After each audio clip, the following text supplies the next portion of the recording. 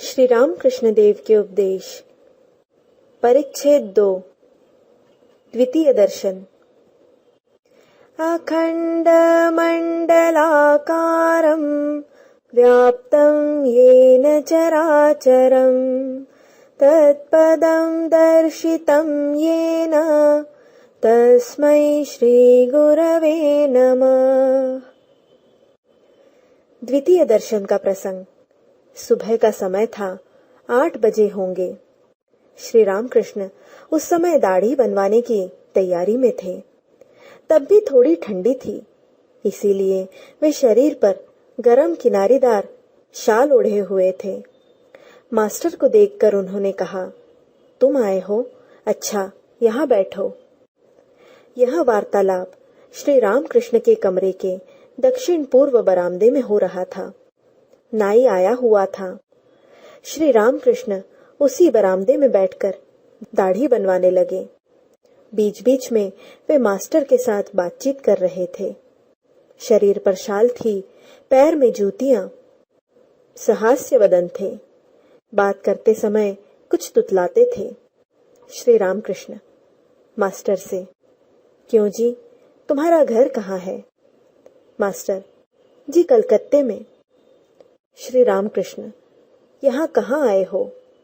Master, यहाँ वराहनगर में बड़ी दीदी के घर आया हूँ, ईशान कविराज के यहाँ।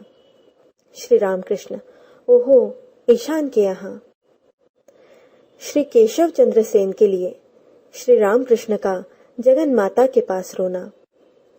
श्री रामकृष्ण, क्यों जी, केशव अब कैसा है? बहुत बीमार था।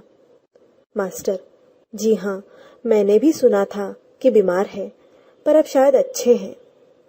श्री रामकृष्ण, मैंने तो केशव के लिए माँ के निकट नारियल और चीनी की पूजा मानी थी। रात को जब नींद उचट जाती थी, तब माँ के पास रोता और कहता था, माँ, केशव की बीमारी अच्छी कर दो। केशव अगर न रहा तो मैं कलकत्ते जाकर बातचीत किससे करूंगा? इसी से तो नारियल चीनी मानी थी। क्यों जी, क्या कोई कुक साहब आया है? सुना वह लेक्चर देता है। मुझे केशव जहाज पर चढ़ाकर ले गया था। कुक साहब भी साथ था। मास्टर, जी हाँ, ऐसा ही कुछ मैंने भी सुना था, परंतु मैंने उनका लेक्चर नहीं सुना। उनके विषय में ज्यादा कुछ मैं नहीं जानता। गृहस्थ तथा पिता का कर्तव्य। श्री रामकृष्ण, प्रताप का भाई आया था, कुछ दिन यहाँ रहा। काम काज कुछ है नहीं, कहता है मैं यहाँ रहूंगा। सुनते हैं जोरू जाता सबको ससुराल भेज दिया है। कच्चे बच्चे कई हैं। मैंने खूब डांटा, भला देखो तो लड़के बच्चे हुए हैं, उनकी देख रेख, उनका पाल पोष तुम न करोगे तो क्या कोई गांव वाला करेगा? शर्म नहीं आती? बीवी बच्चों को ससुर के यहाँ रख दिया है, उन्हें कोई और पाल रहा है। बहुत डांटा और कामकाज खोज लेने को कहा, तब यहाँ से गया। अज्ञानतिमिरान्धस्य ज्ञानाञ्जनशलाकया चक्षुरुन्मीलितं येन तस्मै श्री गुरवे नमः। मास्टर का तिरस्कार तथा उनका अहंकार चूर्ण करना। श्री रामकृष्ण मास्टर से, क्या तुम्हारा विवाह हो गया है? मास्टर, जी हाँ। श्री रामकृष्ण चौंक कर, अरे रामलाल, अरे अपना विवाह तो इसने कर डाला। रामलाल श्री रामकृष्ण के भतीजे और काली जी के पुजारी हैं। मास्टर घोर अपराधी जैसे सिर नीचा किए चुपचाप बैठे रहे। सोचने लगे, विवाह करना क्या इतना बड़ा अपराध है? श्री रामकृष्ण ने फिर पूछा, क्या तुम्हारे लड़के बच्चे भी हैं? मास्टर का कलेजा कांप उठा। डरते हुए बोले, जी हाँ, लड़के बच्चे हुए हैं। श्री रामकृष्ण ने फिर दुख के साथ कहा, अरे लड़के भी हो गए। इस तरह तिरस्कृत होकर मास्टर चुपचाप बैठे रहे। उनका अहंकार चूर्ण होने लगा। कुछ देर बाद श्री रामकृष्ण सस्नेह कहने लगे, देखो तुम्हारे लक्षण अच्छे हैं। यह सब मैं किसी के कपाल, आंखें आदि को देखते ही जान लेता हूँ। अच्छा, तुम्हारी स्त्री कैसी है? विद्या शक्ति है या अविद्या शक्ति? मास्टर जी अच्छी है पर अज्ञान है। श्री रामकृष्ण अप्रसन्न होकर, और तुम ज्ञानी हो? मास्टर नहीं जानते ज्ञान किसे कहते हैं और अज्ञान किसे। अभी तो उनकी धारणा यही है कि कोई लिख पढ़ ले तो मानो ज्ञानी हो गया। उनका यह भ्रम दूर तब हुआ जब उन्होंने सुना कि ईश्वर को जान लेना ज्ञान है और न जानना अज्ञान। श्री रामकृष्ण की इस बात से कि तुम ज्ञानी हो, मास्टर के अहंकार पर फिर धक्का लगा। श्री रामकृष्ण, अच्छा, तुम्हारा विश्वास साकार पर है या निराकार पर? मास्टर मन ही मन सोचने लगे, यदि साकार पर विश्वास हो तो क्या निराकार पर भी विश्वास हो सकता है? ईश्वर निराकार है, यदि ऐसा विश्वास हो तो ईश्वर साकार है, ऐसा भी विश्वास कभी हो सकता है? ये दोनों विरोधी भाव किस प्रकार सत्य हो सकते हैं? सफेद दूध क्या कभी काला हो सकता है? मास्टर, निराकार मुझे अधिक पसंद है। श्री रामकृष्ण, अच्छी बात है, किसी एक पर विश्वास रखने से काम हो जाएगा। निराकार पर विश्वास करते हो, अच्छा है, पर यह न कहना कि यही सत्य है और सब झूठ। यह समझना कि निराकार भी सत्य है और साकार भी सत्य है। जिस पर तुम्हारा विश्वास हो उसी को पकड़े रहो। दोनों सत्य है, यह सुनकर मास्टर चकित हो गए। यह बात उनके किताबी ज्ञान में तो थी ही नहीं। तीसरी बार धक्का खाकर उनका अहंकार चूर्ण हुआ, पर अभी कुछ रह गया था, इसलिए वे फिर तर्क करने को आगे बढ़े। मास्टर, अच्छा, वे साकार है यह विश्वास मानो हुआ, पर मिट्टी की या पत्थर की मूर्ति तो वे है नहीं। श्री रामकृष्ण, मिट्टी की मूर्ति वे क्यों होने लगे? पत्थर या मिट्टी नहीं, चिन्मयी मूर्ति। चिन्मयी मूर्ति, यह बात मास्टर न समझ सके। उन्होंने कहा, अच्छा, जो मिट्टी की मूर्ति पूजते हैं उन्हें समझाना भी तो चाहिए कि मिट्टी की मूर्ति ईश्वर नहीं है और मूर्ति के सामने ईश्वर की ही पूजा करना ठीक है, किंतु मूर्ति की नहीं। श्री रामकृष्ण अप्रसन्न होकर, तुम्हारे कलकत्ते के आदमियों में यही एक धुन सवार है, सिर्फ लेक्चर देना और दूसरों को समझाना। अपने को कौन समझाए इसका ठिकाना नहीं। अजी समझाने वाले तुम हो कौन? जिनका संसार है वे समझाएंगे।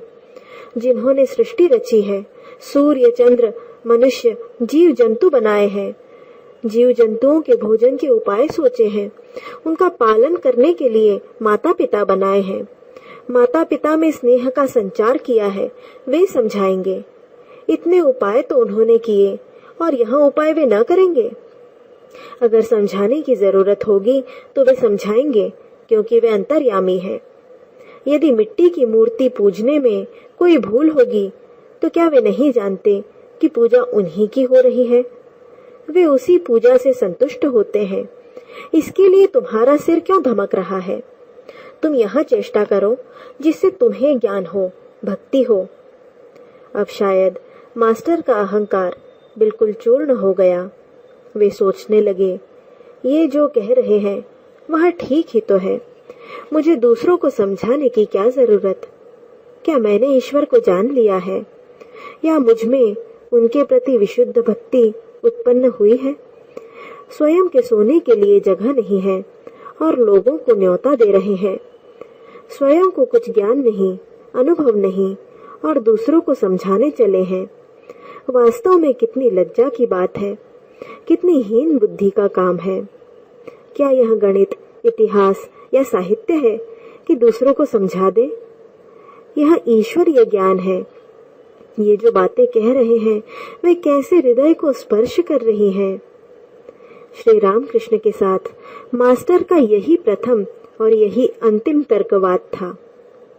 श्री रामकृष्ण, तुम मिट्टी की मूर्ति की पूजा की बात कहते थे। यदि मिट्टी ही की हो तो भी उस पूजा की जरूरत है। देखो, सब प्रकार की पूजाओं की योजना ईश्वर ने ही की है। जिनका यह संसार है उन्होंने ही यह सब किया है। जो जैसा अधिकारी है उसके लिए वैसा ही अनुष्ठान ईश्वर ने किया है। लड़के को जो भोजन रुचता है और जो उसे सह्य है वही भोजन उसके लिए माँ पकाती है। समझे मास्टर? जी हाँ। संसारार्णव घोरेय कर्णधार स्वरूपक नमोस्तु रामकृष्णाय तस्मै श्री गुरवे नमः। भक्ति का उपाय। मास्टर विनीत भाव से, ईश्वर में मन किस तरह लगे? श्री रामकृष्ण, सर्वदा ईश्वर का नाम गुणगान करना चाहिए, सत्संग करना चाहिए, बीच बीच में भक्तों और साधुओं से मिलना चाहिए। संसार में दिन रात विषय के भीतर पड़े रहने से मन ईश्वर में नहीं लगता। कभी कभी निर्जन स्थान में जाकर ईश्वर की चिंता करना बहुत जरूरी है। प्रथम अवस्था में बीच बीच में एकांतवास किए बिना ईश्वर में मन लगाना बड़ा कठिन है। पौधे को चारों ओर से रुंधना पड़ता है, नहीं तो बकरी चर लेगी। ध्यान करना चाहिए मन में, कोने में और वन में, और सर्वदा सत असत विचार करना चाहिए। ईश्वर ही सत अथवा नित्य वस्तु है और सब असत अनित्य। बारंबार इस प्रकार विचार करते हुए मन से अनित्य वस्तुओं का त्याग करना चाहिए। मास्टर विनीत भाव से, संसार में किस तरह रहना चाहिए? श्री रामकृष्ण, सब काम करना चाहिए परंतु मन ईश्वर में रखना चाहिए। माता पिता स्त्री पुत्र आदि सबके साथ रहते हुए सबकी सेवा करनी चाहिए, परंतु मन में इस ज्ञान को दृढ़ रखना चाहिए कि ये हमारे कोई नहीं है। किसी धनी के घर की दासी उसके घर का कुल काम करती है, किंतु उसका मन अपने गांव के घर पर लगा रहता है। मालिक के लड़कों का वह अपने लड़कों की तरह लालन पालन करती है। उन्हें मेरा मुन्ना, मेरा राजा कहती है, पर मन ही मन खूब जानती है कि ये मेरे कोई नहीं है। कछुआ रहता तो पानी में है, पर उसका मन रहता है किनारे पर जहां उसके अंडे रखे हैं। संसार का काम करो पर मन रखो ईश्वर में। बिना भगवत भक्ति पाए यदि संसार में रहोगे तो दिनों दिन उलझनों में फंसते जाओगे और यहाँ तक फंस जाओगे कि फिर पिंड छुड़ाना कठिन होगा। रोग शोक तापादि से अधीर हो जाओगे। विषय चिंतन जितना ही करोगे आसक्ति भी उतनी ही अधिक बढ़ेगी। हाथों में तेल लगाकर कटहल काटना चाहिए, नहीं तो हाथों में उसका दूध चिपक जाता है। भगवत भक्ति रूपी तेल हाथों में लगाकर संसार रूपी कटहल के लिए हाथ बढ़ाओ। परंतु यदि भक्ति पाने की इच्छा हो तो निर्जन में रहना होगा। मक्खन खाने की इच्छा हो तो दही निर्जन में ही जमाया जाता है। हिलाने डुलाने से दही नहीं जमता। इसके बाद निर्जन में ही सब काम छोड़कर दही मथा जाता है, तभी मक्खन निकलता है। देखो, निर्जन में ही ईश्वर का चिंतन करने से यह मन भक्ति ज्ञान और वैराग्य का अधिकारी होता है। इस मन को यदि संसार में डाल रखोगे तो यह नीच हो जाएगा। संसार में कामिनी कांचन के चिंतन के सिवा और है ही क्या। संसार जल है और मन मानो दूध। यदि पानी में डाल दोगे तो दूध पानी में मिल जाएगा, पर उसी दूध का निर्जन में मक्खन बनाकर यदि पानी में छोड़ोगे तो मक्खन पानी में उतराता रहेगा। इस प्रकार निर्जन में साधना द्वारा ज्ञान भक्ति प्राप्त करके यदि संसार में रहोगे भी तो संसार से निर्लिप्त रहोगे। साथ ही साथ विचार भी खूब करना चाहिए। कामिनी और कांचन अनित्य है, एकमात्र ईश्वर ही नित्य है। रुपए से क्या मिलता है? रोटी, दाल, कपड़े, रहने की जगह, बस यही तक। रुपए से ईश्वर नहीं मिलते तो रुपया जीवन का लक्ष्य नहीं हो सकता। इसी को विचार कहते हैं, समझे? मास्टर: जी हाँ, अभी अभी मैंने प्रबोध चंद्रोदय नाटक पढ़ा है, उसमें वस्तु विचार है। श्री रामकृष्ण: हाँ, वस्तु विचार। देखो, रुपए में ही क्या है और सुंदरी की देह में भी क्या है? विचार करो, सुंदरी की देह में केवल हाड़, मांस, चर्बी, मल, मूत्र, यही सब है। ईश्वर को छोड़ इन्हीं वस्तुओं में मनुष्य मन क्यों लगाता है? क्यों वह ईश्वर को भूल जाता है? मास्टर: क्या ईश्वर के दर्शन हो सकते हैं? श्री रामकृष्ण: हाँ, हो सकते हैं। बीच बीच में एकांतवास, उनका नाम गुणगान और वस्तु विचार करने से ईश्वर के दर्शन होते हैं। मास्टर: कैसी अवस्था हो तो ईश्वर के दर्शन हो? श्री रामकृष्ण: खूब व्याकुल होकर रोने से उनके दर्शन होते हैं। स्त्री या लड़के के लिए लोग आंसुओं की धारा बहाते हैं, रुपए के लिए रोते हुए आंखें लाल कर लेते हैं, पर ईश्वर के लिए कोई कब रोता है? ईश्वर को व्याकुल होकर पुकारना चाहिए। यह कहकर श्री रामकृष्ण गाने लगे। भावार्थ: मन, तू सच्ची व्याकुलता के साथ पुकार कर तो देख, भला देख वह श्यामा बिना सुने कैसे रह सकती है। तुझे यदि माँ काली के दर्शन की अत्यंत तीव्र इच्छा हो तो जवा पुष्प और बिल्व पत्र लेकर उन्हें भक्ति चंदन से लिप्त कर माँ के चरणों में पुष्पांजलि दे। व्याकुलता हुई कि मानो आसमान पर सुबह की ललाई छा गई। शीघ्र ही सूर्य भगवान निकलते हैं। व्याकुलता के बाद ही भगवत दर्शन होते हैं। विषय पर विषयी की, पुत्र पर माता की और पति पर सती की, यह 3 प्रकार की चाह एकत्रित होकर जब ईश्वर की ओर मुड़ती है तभी ईश्वर मिलते हैं। बात यह है कि ईश्वर को प्यार करना चाहिए। विषय पर विषयी की, पुत्र पर माता की और पति पर सती की जो प्रीति है उसे एकत्रित करने से जितनी प्रीति होती है उतनी ही प्रीति से ईश्वर को बुलाने से उस प्रेम का महा आकर्षण ईश्वर को खींच लाता है। व्याकुल होकर उन्हें पुकारना चाहिए। बिल्ली का बच्चा म्यू म्यू करके माँ को पुकारता है। उसकी माँ जहाँ उसे रखती वही वह रहता है, कभी राख की ढेरी पर, कभी जमीन पर, तो कभी बिछौने पर। यदि उसे कष्ट होता है तो बस वहाँ म्यू म्यू करता है और कुछ नहीं जानता। माँ चाहे जहाँ रहे म्यू म्यू सुनकर आ जाती है।